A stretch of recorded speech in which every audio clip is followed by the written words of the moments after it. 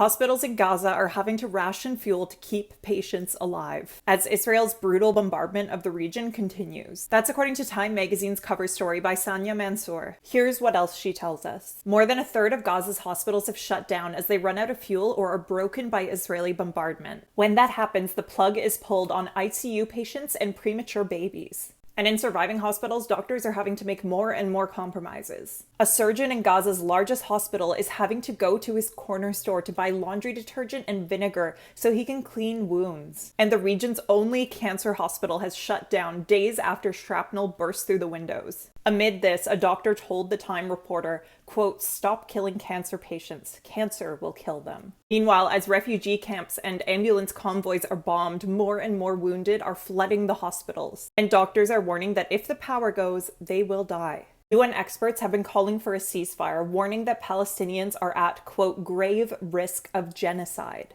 The WHO also signed on to the ceasefire call, saying, quote, "An entire population is besieged and under attack, denied access to the essentials for survival, bombed in their homes, shelters, hospitals, and places of worship. This is unacceptable." Protesters have also taken to the streets across Canada to lend their voices to this ceasefire call. And as some anti-Semites have tried to co-opt the protests to spread their hatred, something that must be roundly condemned, the vast majority of protesters were clearly calling for a ceasefire and for human rights to be respected. Despite that, some pundits called for some of these protesters to be deported en masse, and were then platformed by major media broadcasters the next day, while some who show support for Palestinians lose their jobs.